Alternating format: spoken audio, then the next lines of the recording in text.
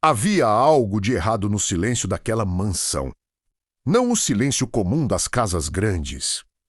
Aquele que nasce da distância entre cômodos e paredes grossas. Era outro tipo, mais pesado. O silêncio de uma criança que havia aprendido, cedo demais, que o mundo não foi construído para ela. Daniel Harvey era bilionário. Tecnologia médica, com ethics. Cada dispositivo que ele inventava salvava vidas ao redor do mundo. Mas no andar de cima da sua mansão de 34 quartos, na beira do Long Island Sound, havia uma menina de 6 anos chamada Grace que não conseguia ouvir nada. Nem o vento, nem a chuva, nem a voz do próprio pai dizendo que a amava. Grace tinha nascido perfeita, segundo os médicos. Perfeita e ouvindo. Mas aos 3 anos, uma infecção silenciosa e devastadora havia consumido os nervos cocleares de ambos os ouvidos em menos de 72 horas. Permanente, irreversível, é o que os especialistas disseram. 18 especialistas, 3 países, 4.200.000 dólares. Grace seguia no silêncio. O que ninguém sabia menos o que Daniel jamais contaria a ninguém menos era que a menina havia parado de tentar, não de ouvir, de se comunicar, de existir no mundo dos que podiam ouvir. Ela havia desistido de ser entendida.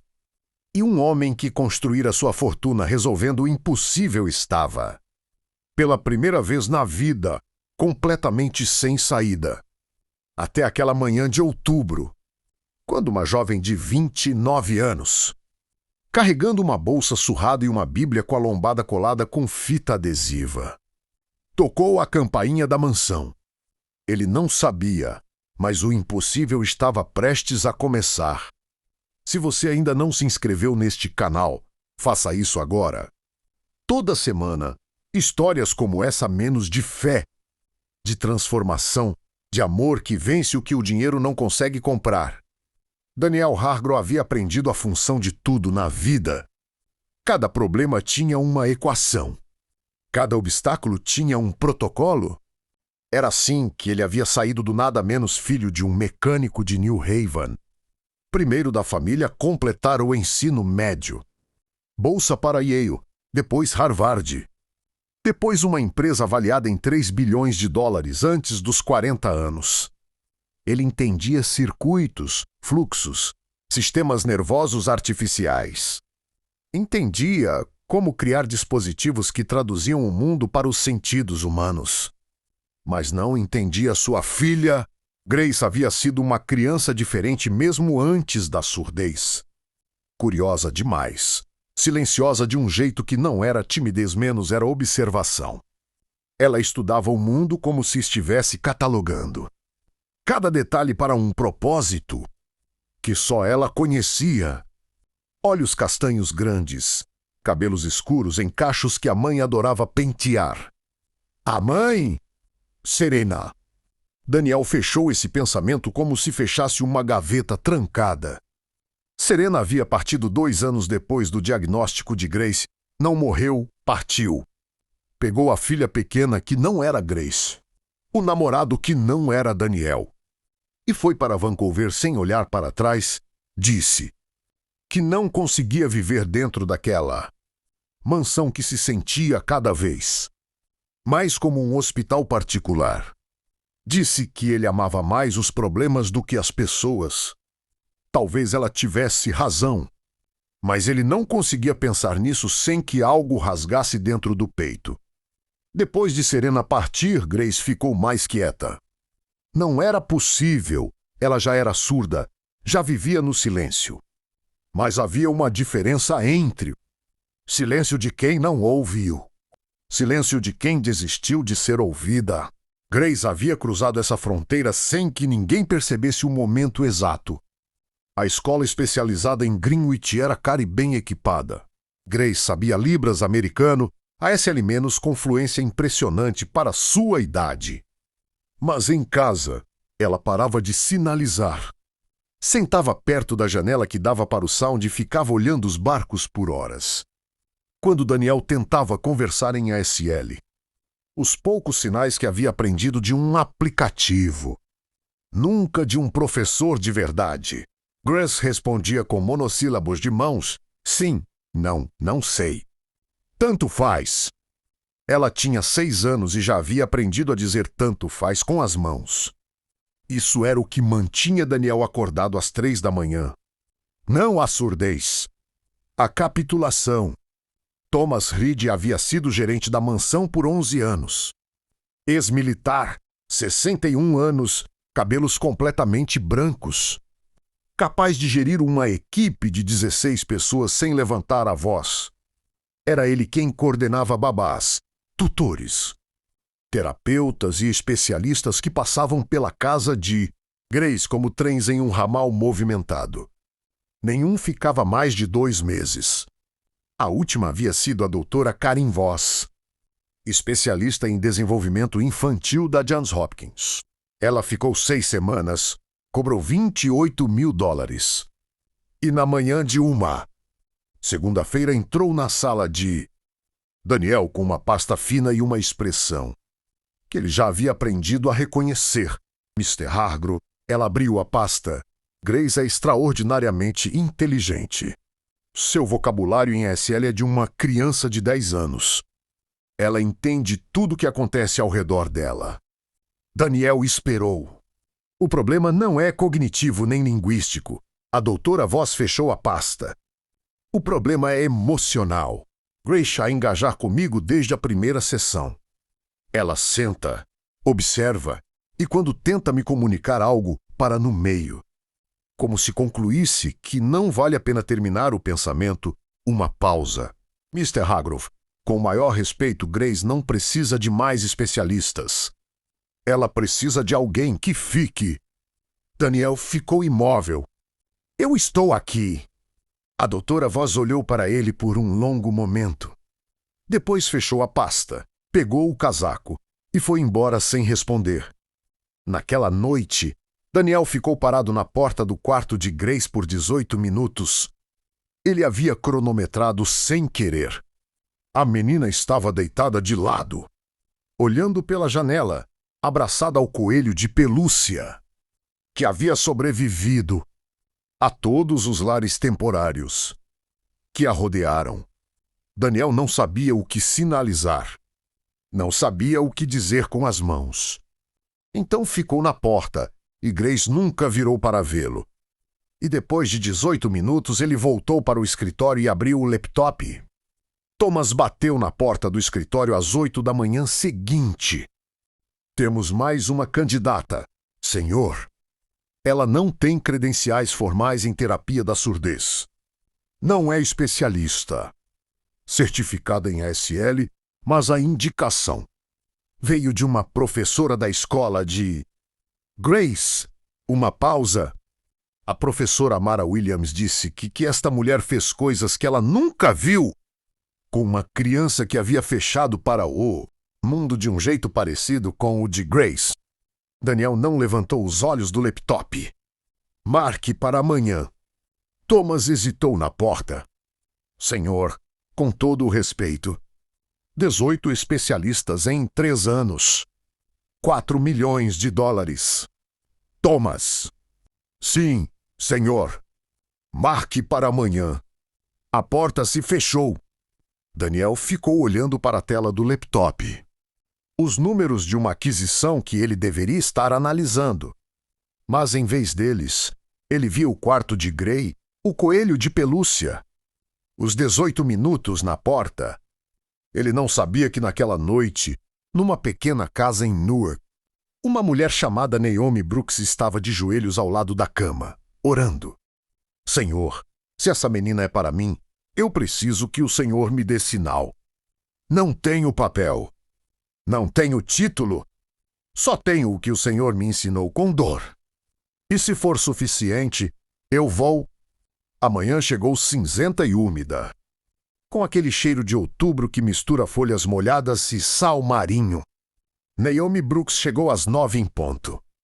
Thomas a viu pela câmera da entrada antes de abrir o portão.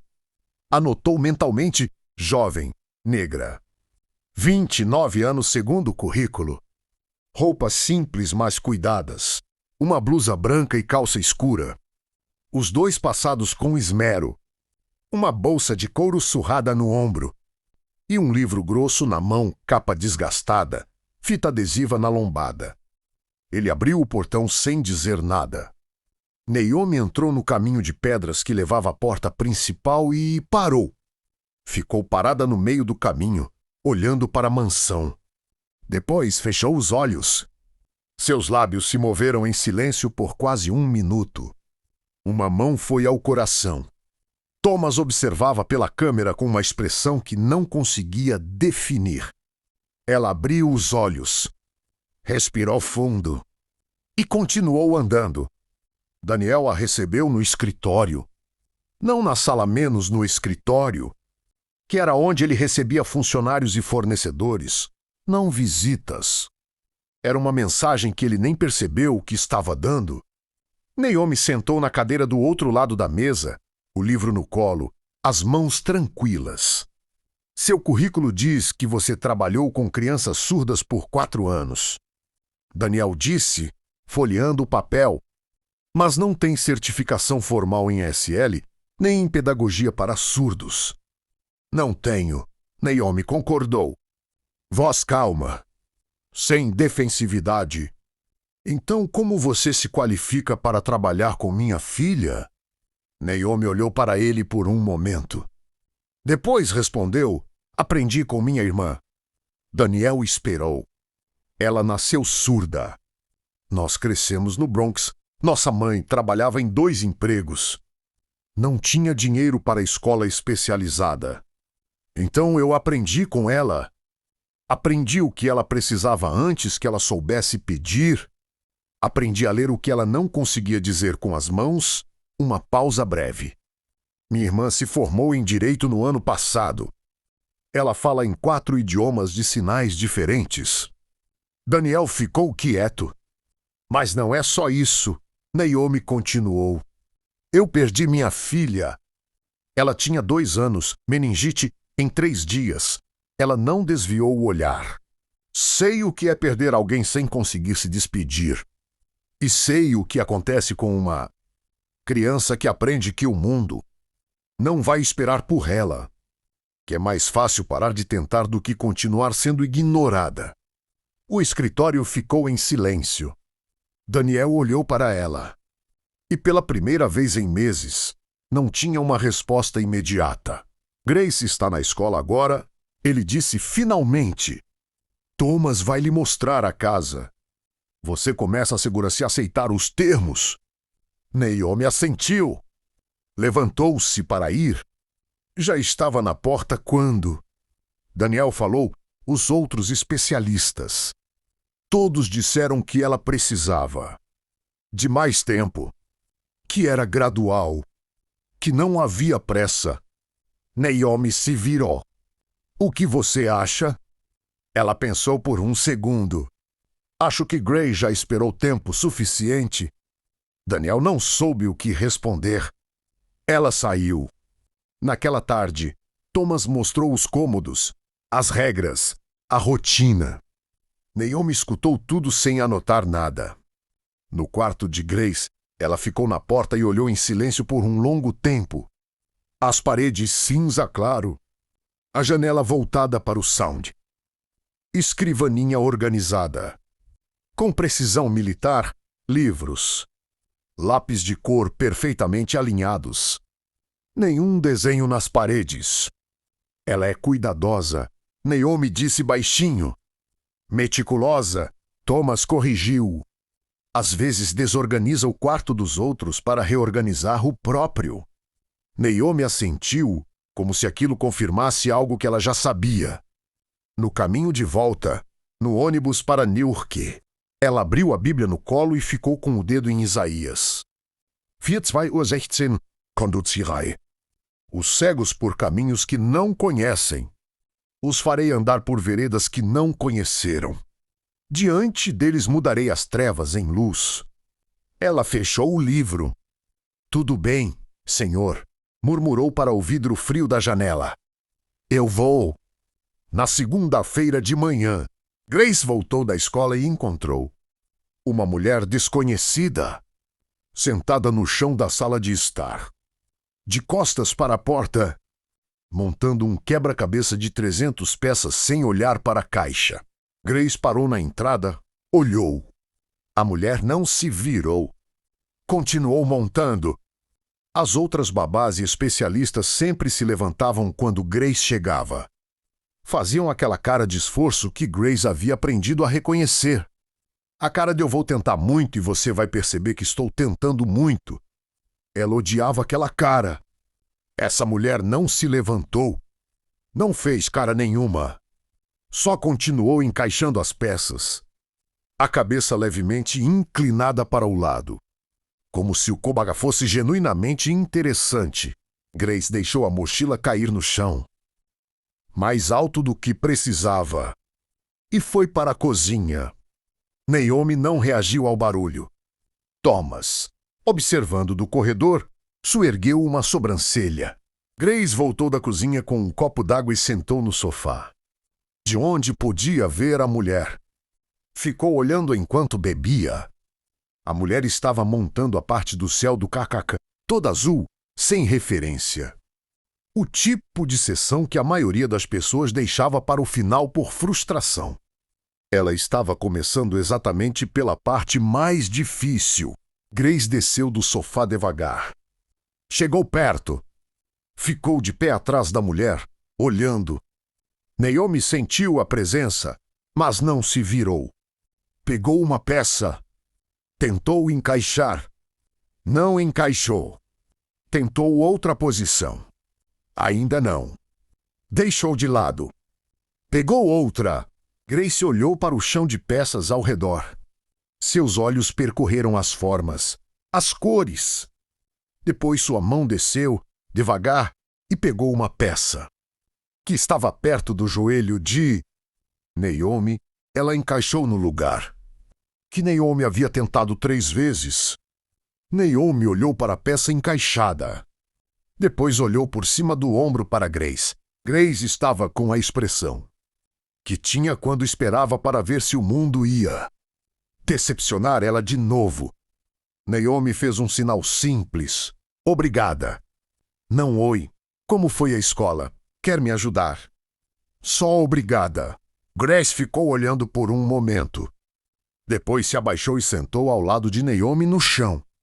Thomas recuou silenciosamente pelo corredor e foi ao banheiro, onde ficou de pé na frente do espelho por um tempo sem conseguir explicar o que estava sentindo. Nos 3 dias seguintes, Naomi não tentou se apresentar formalmente. Não tentou estabelecer protocolo nem cronograma de atividades. Ela aparecia. Fazia coisas menos, cozinhava, organizava. Montava o quebra-cabeça. Às vezes lia sentada perto da janela menos e Grace orbitava ao redor dela como um satélite cauteloso. Sempre a uma distância que podia ser negada. Na quarta-feira, enquanto Naomi preparava macarrão com queijo do zero, não da caixa, do zero, com molho que começou com manteiga e farinha e leite inteiro. Grace ficou na soleira da cozinha por 20 minutos antes de entrar. Naomi estava mexendo molho de costas para ela. Quando Grace tocou no ombro dela, ela se virou naturalmente, sem susto. Grace sinalizou: "O que você está fazendo?" Naomi sinalizou de volta: "Molho de queijo. Minha avó me ensinou." Demorado, mas vale. Grace olhou para a panela. Depois sinalizou com cuidado: "Posso ver?" Naomi se moveu de lado, abrindo espaço. Grace chegou perto o suficiente para olhar para dentro da panela. O vapor subiu para o rosto dela. Naomi viu os cantos dos olhos da menina se suavizarem levemente, menos apenas levemente. O suficiente para alguém que estava prestando atenção. "Tem que mexer sempre", Grace sinalizou. "Sempre, se parar, gruda. E se grudar? A gente começa de novo." Grace ficou em silêncio por um momento. Depois pegou a colher de pau que estava apoiada na borda da panela e começou a mexer. Naomi ficou ao lado dela sem dizer mais nada. Era a primeira vez em 14 meses que Grace havia voluntariamente ficado ao lado de um adulto que não era seu pai por mais de 2 minutos. Naquela noite, Daniel chegou de Boston às 10 da noite. A casa estava em silêncio, o silêncio de sempre. Mas na cozinha havia uma tigela tampada com papel alumínio na geladeira, com um bilhete colado. A letra era de Naomi, mas os sinais desenhados ao lado eram de Grace. Ele reconheceu o jeito dela de fazer o sinal de comer, sempre um pouco mais para a esquerda do que o correto. Macarrão com queijo. Ainda está bom esquentado. NG. Daniel ficou de pé na frente da geladeira aberta por um tempo. O frio saindo. O papel alumínio sobre a tigela. NG.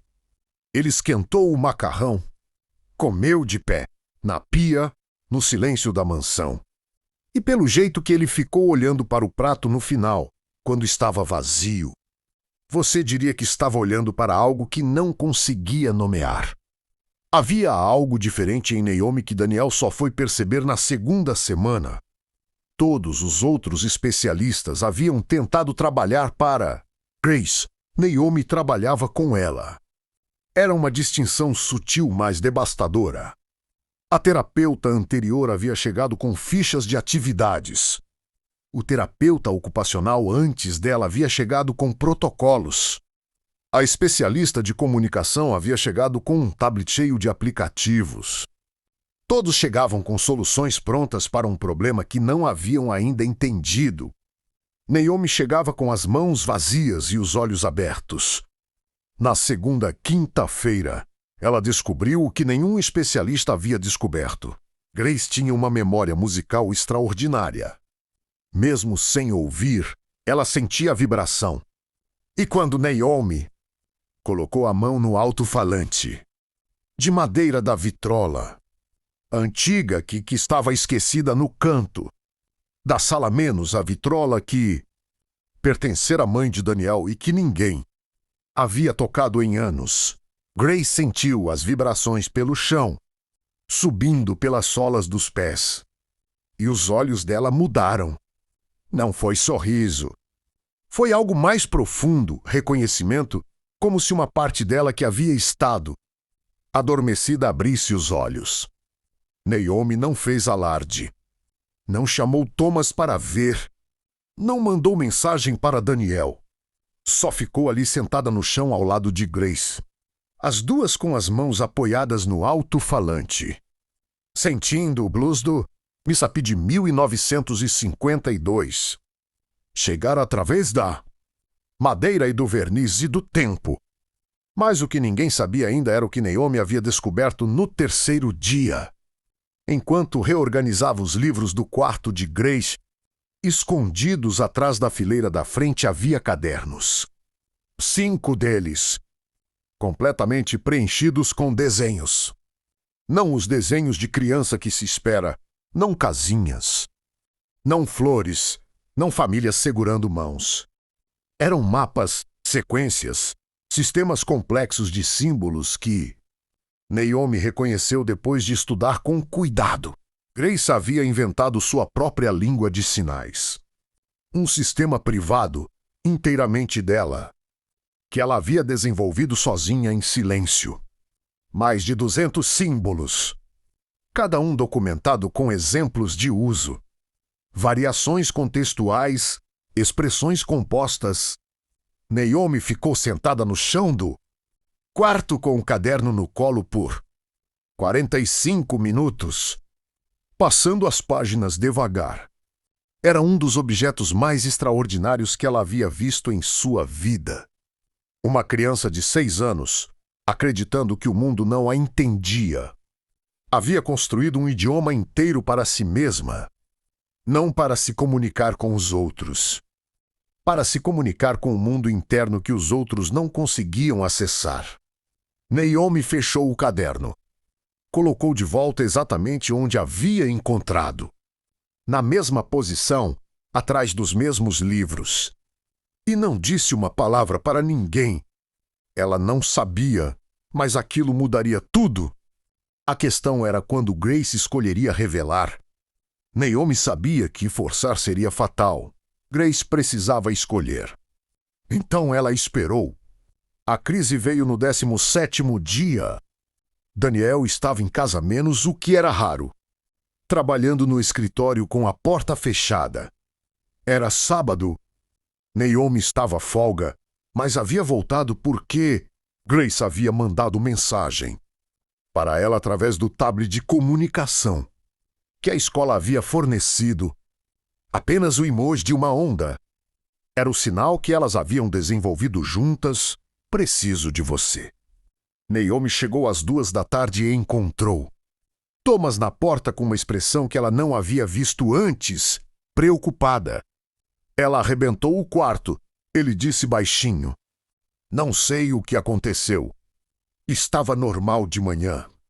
Naomi subiu sem correr. Chegou na porta do quarto de Grace. Estava fechada. Bateu 2 vezes. Não porque Grace fosse ouvir, mas porque era o jeito que Naomi havia aprendido a anunciar sua presença, fazendo a vibração chegar pelo chão e pelas paredes. Silêncio do outro lado. Ela abriu a porta devagar. Grace estava sentada no meio do quarto, completamente destruído. Livros no chão. Lápis espalhados. A escrivaninha virada. A cadeirinha de estudar jogada no canto. Nada quebrado. Grace havia tido cuidado suficiente para não quebrar nada. Mas tudo derrubado. Como se uma tempestade interna houvesse precisado de um lugar para pousar. E no meio de tudo, Grace abraçava o coelho de pelúcia e chorava sem fazer som. Chorava do jeito que surdos aprendem a chorar em um mundo que não escuta de qualquer forma, com o corpo inteiro, os ombros sacudindo, o rosto contorcido, sem som algum. Naomi entrou no quarto. Não disse nada. Não sinalizou nada. Sentou no chão, a uma distância respeitosa de Grace, e ficou. Grace não olhou para ela. Naomi ficou. 5 minutos, 10, 15. Grace finalmente ergueu os olhos. Estava com o rosto vermelho e inchado, o olhar ainda tomado pela tempestade. Ela olhou para Naomi por um longo momento. Aquele olhar que estava sempre avaliando se valia a pena. E então Grace abaixou o coelho e sinalizou, com gestos que Naomi havia aprendido a reconhecer como sendo do sistema privado da menina, não do ASL formal. Era o sinal que aparecia repetidamente nos cadernos escondidos. O símbolo composto que Naomi havia decodificado na 5ª página do primeiro caderno. Ninguém fica. Naomi ficou imóvel. Grace repetiu, mais lento. Como se Naomi pudesse não ter entendido, ninguém fica. Naomi respirou fundo. Depois fez o sinal, não em ASL, mas no sistema de Grace, copiando o que havia estudado nos cadernos sem nunca revelar que havia estudado. Eu vi os seus cadernos. Grace ficou de pedra. Não contei para ninguém. Naomi continuou devagar, com cuidado, usando os símbolos da menina. Mas vi e achei a coisa mais bonita que já vi na vida. Os olhos de Grace se encheram de lágrimas de novo. Mas eram diferentes dessas. Eram de outro tipo. Você entendeu? Grace sinalizou, a mão tremendo. Aprendi, ainda estou aprendendo. A menina ficou olhando para ela por um longo momento. Depois, devagar, abriu espaço ao lado de si no chão. Naomi foi sentar. E as duas ficaram ali, no meio do quarto destruído, enquanto a luz de outubro entrava pela janela, quente e oblíqua. E o Long Island Sound lá embaixo fazia o que sempre fazia, menos permanecia. O que aconteceu a seguir ninguém poderia ter previsto. Grace pegou um dos cadernos do chão. Abriu na primeira página em branco. Pegou um lápis e começou a ensinar Naomi não o ASL, não a língua oficial, a dela, símbolo por símbolo, cada um com contexto, com exemplo, com a paciência infinita de uma professora de 6 anos que finalmente havia encontrado uma aluna. Elas ficaram ali por 2 horas e meia. E quando Daniel abriu o escritório às 5 da tarde, foi buscar água. Ele passou pelo corredor e ouviu, não sons, mas viu, pela porta entreaberta do quarto de Grace menos as 2 sentadas no chão do quarto bagunçado. Os cadernos abertos entre elas, as mãos em movimento. Grace com a expressão mais concentrada e viva que ele havia visto em anos. Naomi copiando símbolos com a língua presa entre os dentes de tanto esforço. Daniel ficou na soleira. Grace não havia visto ele ainda. E então a menina olhou para cima e o viu. E por um segundo menos, apenas um segundo, o rosto dela ficou incerto. Aquela incerteza de quem aprendeu que os adultos desfazem as coisas boas. Mas Naomi havia visto Daniel também. E sem dizer uma palavra, ela se moveu de lado, abrindo espaço. Olhou para ele e fez um gesto simples com a cabeça. Pode vir. Daniel entrou no quarto. Sentou no chão. Grace ficou olhando para ele. Depois olhou para os cadernos. Depois olhou para Naomi. Naomi sinalizou em ASL para Daniel. Devagar. Porque ele sabia pouco, ela criou uma língua. Estamos aprendendo juntas. Daniel olhou para os cadernos, para os símbolos, para a filha. Grace o observava, avaliando. Ele pegou um lápis do chão, olhou para Grace e sinalizou em ASL hesitante. Errado em 2 detalhes. Me ensina também? Grace ficou olhando para ele por um longo momento. Depois abriu um caderno novo e começou do começo. Naquela noite, às 8h30. Depois que Grace dormiu com os cadernos organizados na escrivaninha, que havia sido remontada, livro por livro, pela 3 pessoas. Daniel foi à cozinha onde Naomi estava fazendo chá. Ela criou uma língua. Ele disse. Não conseguia parar de pensar nisso. Uma criança de 6 anos. Sim. E nenhum dos 18 especialistas havia descoberto isso. Naomi não respondeu. Só colocou a xícara de chá na mesa para ele. Por quê? Daniel perguntou. Por que nenhum deles viu? Naomi ficou em silêncio por um momento. Depois disse, porque estavam todos olhando para o que ela não conseguia fazer. Nenhum deles parou para ver o que ela havia construído no escuro. O escritório de Daniel ficou em silêncio. Ele olhou para a xícara de chá. Eu também não vi. Naomi não discordou, mas também não concordou. Ainda dá tempo, ela disse simplesmente.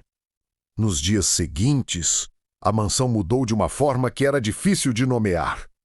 Era como se as paredes, sempre aquele branco frio, aquelas linhas minimalistas que o arquiteto havia insistido que comunicavam elegância, tivessem ficado um grau mais quentes. Um grau apenas. Mas suficiente.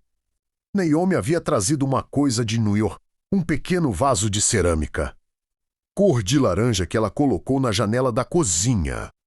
Não perguntou. Só colocou. Thomas olhou para ele, olhou para Naomi e não disse nada. Grace descobriu o vaso na primeira manhã. Ficou olhando para ele por um tempo. Depois sinalizou para Naomi. É seu. É nosso agora. Naomi sinalizou de volta. Grace olhou para o vaso. Depois foi buscar um lápis de cor laranja e foi ao caderno. Desenhou o vaso. Depois mostrou para Naomi. Depois foi mostrar para Thomas, que ficou sério e digno como sempre, mas que depois que Grace saiu do cômodo ficou parado olhando para o desenho. Por mais tempo do que precisaria, a língua de Grace continuava sendo o centro de tudo.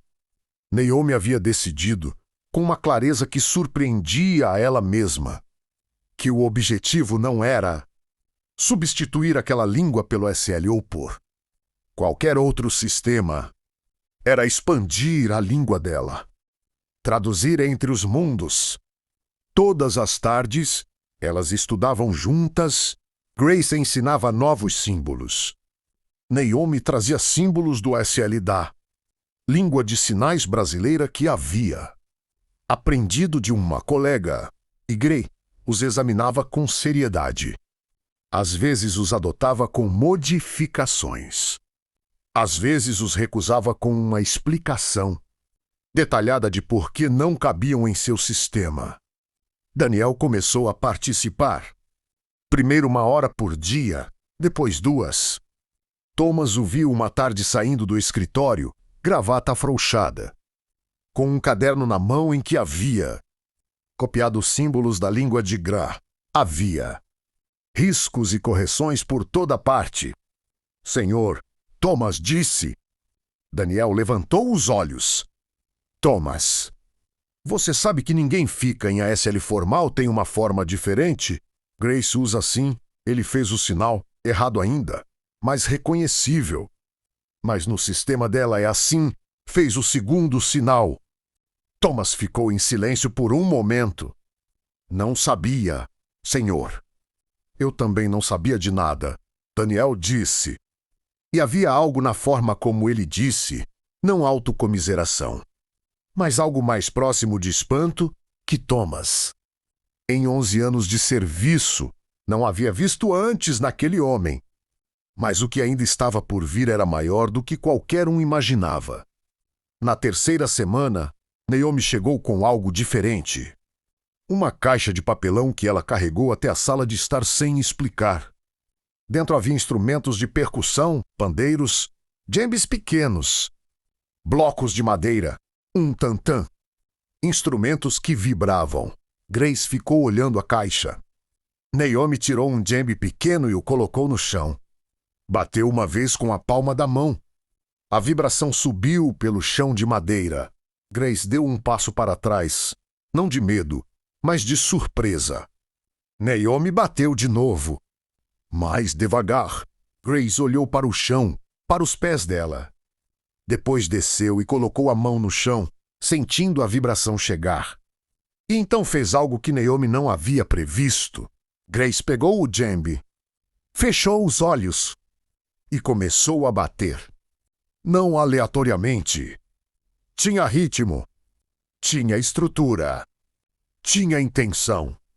Naomi ficou imóvel. A menina estava tocando com uma presença que parecia não caber em um corpo de 6 anos. As batidas subiam e desciam, criavam padrão, o rompiam, o reconstruíam. Seus olhos continuavam fechados. O rosto menos aquele rosto que havia aprendido a ser cuidadoso com as expressões. Estava completamente aberto.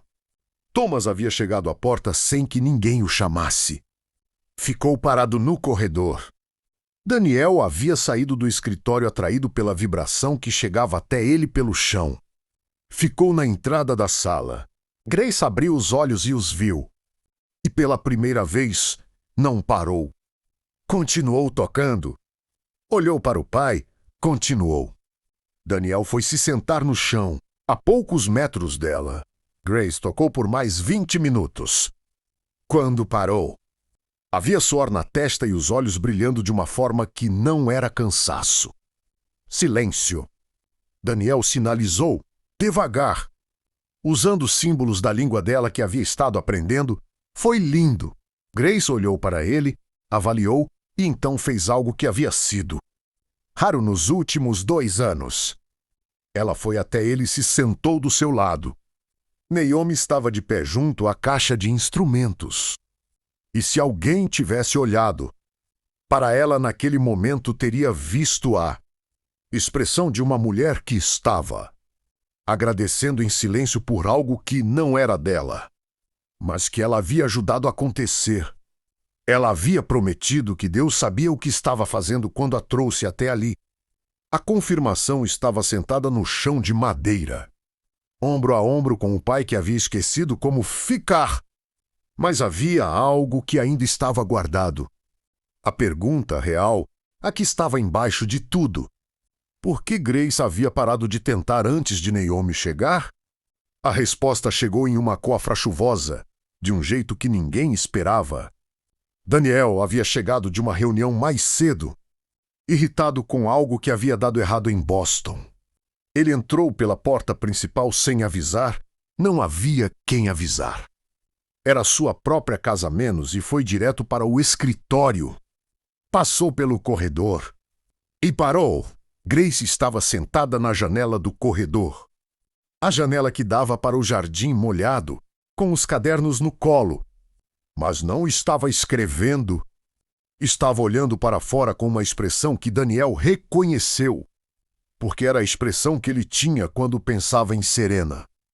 Quando pensava em tudo que havia quebrado. Era a expressão de alguém que está com saudade de algo que não volta. Daniel parou no corredor. Grace não havia visto ele ainda. E então ela começou a sinalizar para a janela. Para a chuva. Para ninguém. Usando os símbolos do sistema dela.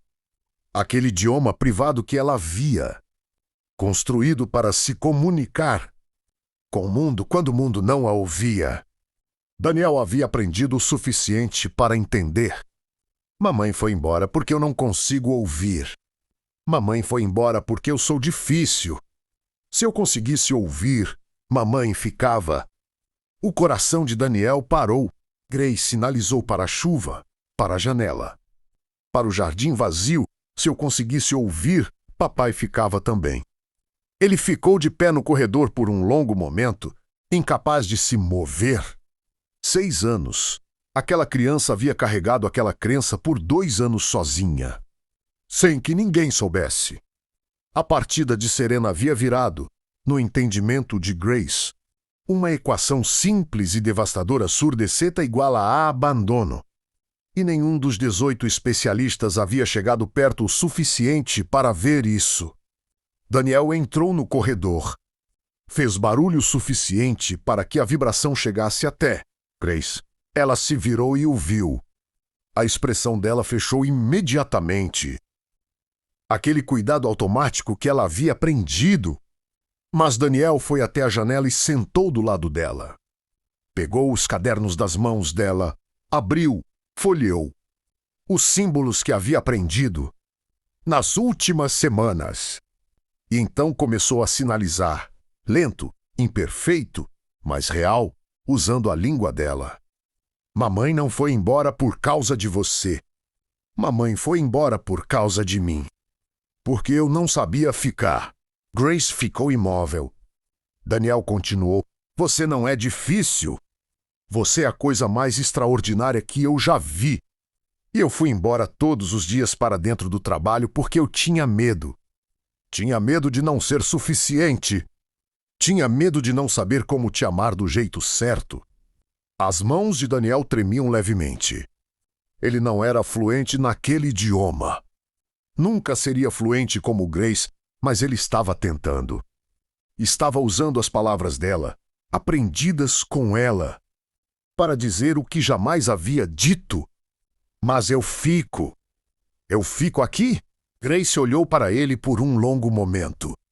A chuva continuava lá fora. O jardim molhado, as folhas de outubro, o Long Island Sound invisível atrás das árvores. Ela sinalizou devagar, promete. Daniel sinalizou de volta sem hesitar, promete. Grace ficou em silêncio por um momento. Depois, muito devagar, encostou a cabeça no ombro do pai. Daniel ficou rígido por um segundo. Aquele segundo do homem que não sabe como ser lugar de pouso. Depois colocou o braço ao redor dela. E ficaram assim, pai e filha, enquanto a chuva caia lá fora. E nenhum dos dois precisava de palavras, sinalizadas ou não, para entender o que estava acontecendo entre eles. Naomi chegou naquela tarde e encontrou Thomas na cozinha fazendo café. O que era incomum. Aconteceu alguma coisa? Ela perguntou. Thomas olhou para ela. Não sei bem como descrever. Tente. Ele ficou em silêncio por um momento. Ele ficou 2 anos sem realmente ver ela. E hoje ele viu uma pausa. Acho que ela viu ele também. Naomi foi à janela. O jardim ainda estava molhado, mas havia parado de chover. Uma fresta de luz entrava pelo oeste.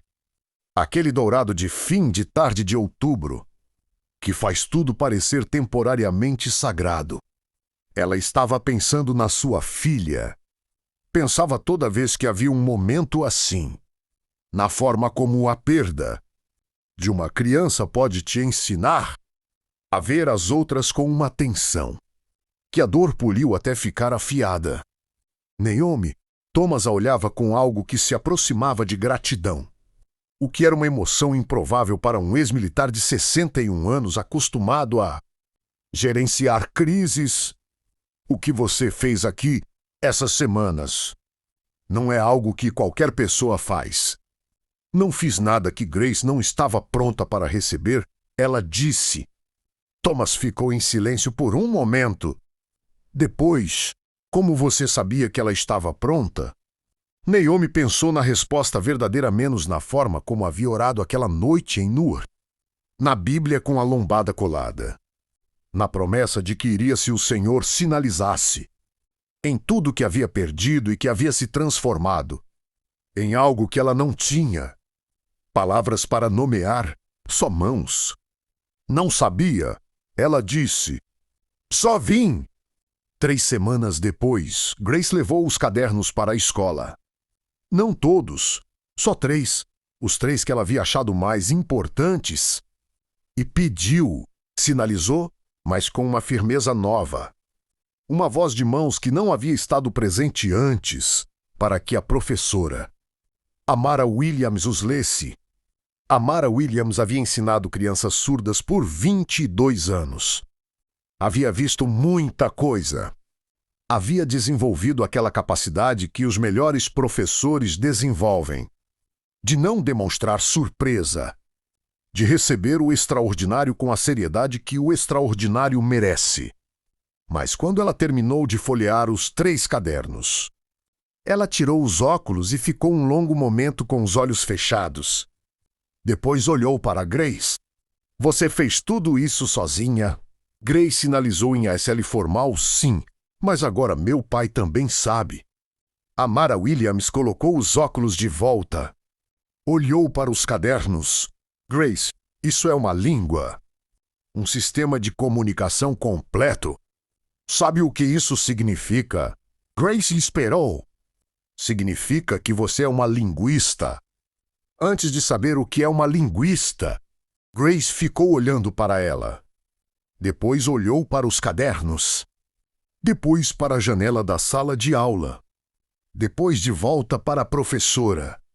E então, pela primeira vez em 2 anos dentro daqueles muros, Grace sorriu. Não o sorriso educado que ela usava para satisfazer adultos. O sorriso verdadeiro, que chegava pelos olhos primeiro, depois desceu para a boca e ficou. Amara Williams havia mandado mensagem para Naomi naquela mesma tarde. Você fez o impossível. Obrigada. Naomi tinha relido a mensagem 3 vezes. Depois guardado o telefone. E foi rezar, porque era o que ela fazia quando não tinha palavras. Mas não era o fim. Era o começo de outro capítulo que ela ainda não sabia que estava vindo. No último sábado de novembro, Daniel organizou algo que ele nunca havia organizado antes. Não uma festa. Não um evento corporativo. Uma tarde.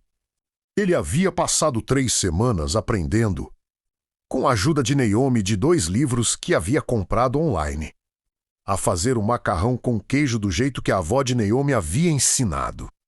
Havia tentado 4 vezes. A 4ª havia ficado adequado.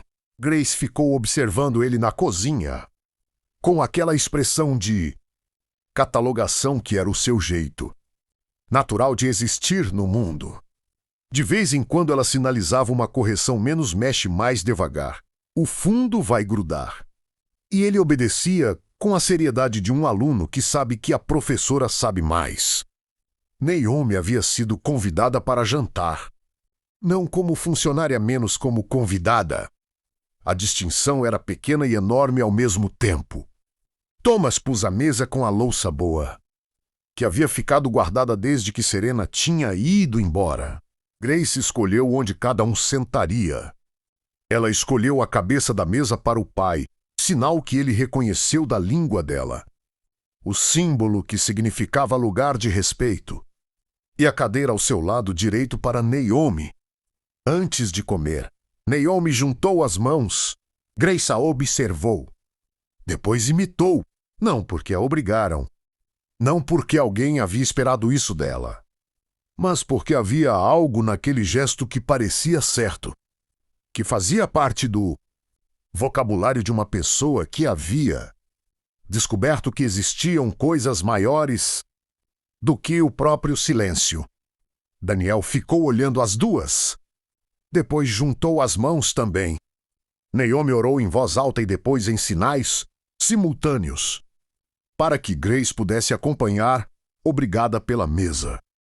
Obrigada pelas mãos que aprenderam a se falar. Obrigada pelo amor que encontra caminho mesmo quando não há estrada. Grace ficou com os olhos abertos durante toda a oração, observando, catalogando. Depois sinalizou, muito baixinho, só para ela mesma, o símbolo do seu sistema privado que Naomi havia aprendido a reconhecer como o símbolo mais importante dos cadernos. O símbolo que ela havia criado antes de qualquer outro. O que aparecia na primeira página do primeiro caderno, cercado de outros símbolos que tentavam descrever de todos os ângulos. O símbolo para estar em casa. Naomi viu e não disse nada. Só pegou a travessa de macarrão e serviu. Quando Daniel lavava os pratos mais tarde, Grace foi até ele e tocou no ombro. Ele se virou, ainda com as mãos na água quente. Ela sinalizou, usando os dois sistemas misturados, o dela e o Ashley menos como havia começado a fazer. Essa língua híbrida que era só deles três, obrigada por aprender.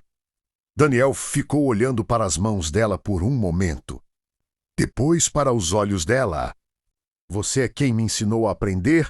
Ele sinalizou de volta. Grace ficou pensativa por um instante. Depois fez um sinal que não existia em nenhum dos dois sistemas, menos algo novo. Criado ali, na hora. Ela apontou para ele, depois para o coração. Depois abriu as mãos para fora como quem oferece algo. Daniel não sabia o que o sinal significava exatamente. Mas sentiu? E isso era suficiente. Naomi ia embora às dezembro. Daniel acompanhou até o portão. A noite estava fria. Com aquele céu limpo de novembro cheio de estrelas sobre o Long Island Sound. Ela vai ficar bem, Naomi disse. Não como previsão, menos como afirmação. Eu sei. Daniel ficou em silêncio por um momento. Você vai continuar vindo. Naomi olhou para ele. Enquanto ela precisar. Ela vai precisar por um tempo. Eu sei! Silêncio, o vento no Sound. As folhas que restavam nas árvores. Naomi, Daniel hesitou. O que você cobrou aqui, as últimas semanas, não é suficiente. Não para o que você fez. Ela o olhou com aquela serenidade que havia aprendido a esperar dela. Não vim por dinheiro. Hargrove, eu sei, mas você vai receber mais de qualquer forma.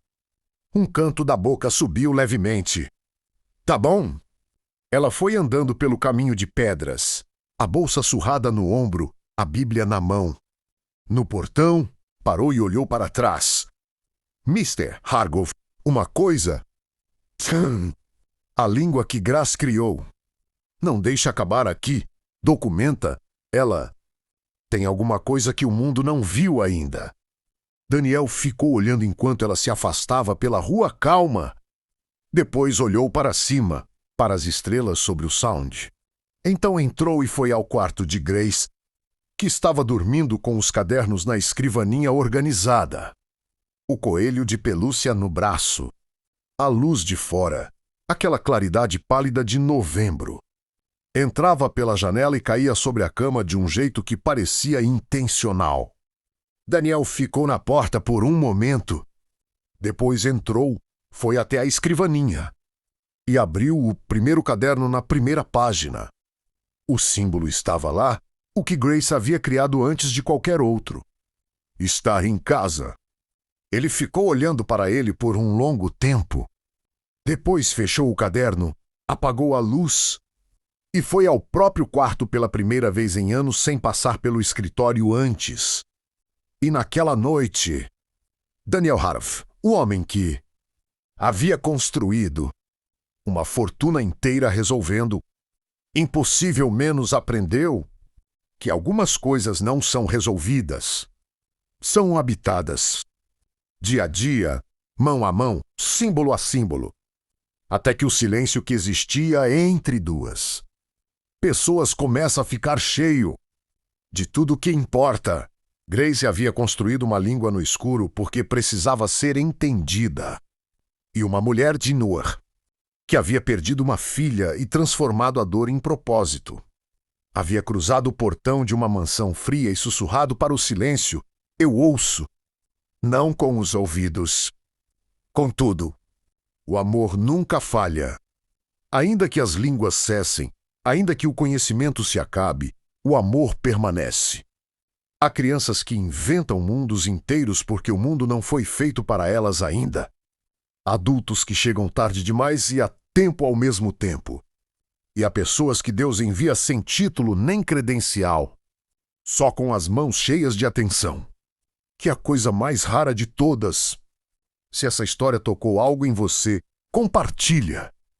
Pode ser que alguém precise ouvir que não é tarde, que ainda dá tempo de aprender a língua da pessoa que você ama.